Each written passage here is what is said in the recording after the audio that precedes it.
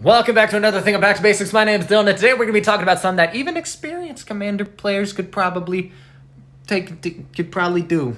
Today we're going to be talking about the Commander power level system. Stop saying your deck's a 7. Stop saying your deck is a number. Because usually that number is based off of who you currently play against on a regular basis.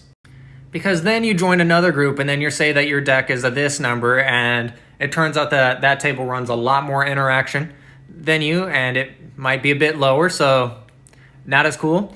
Or you run way too much interaction at the table and no one else has a fun time. So overall, the number system gets us absolutely nowhere when talking about the level.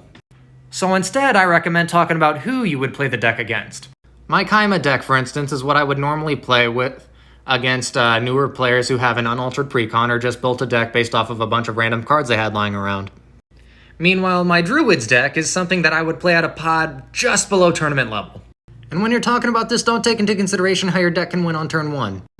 Because 90% of people that I've played against that say my deck can win on turn 1 have based that based off of the absolute Jesus hand and perfect draw. Because when people are asked how early their deck can win, they oftentimes aren't taking into consideration what the likelihood is of it happening. Because hypothetically speaking, my Druid's deck can win on turn 3.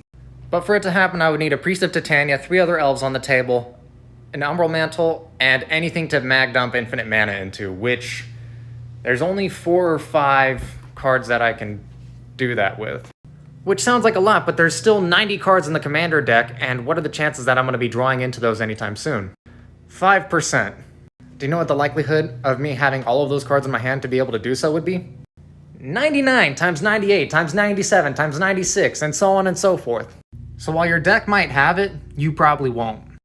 Anyway, that's all I got for y'all today. Thank you for stopping by. I feel like there's something that I was supposed to say, but I forgot what it was. So yeah, y'all have a good one.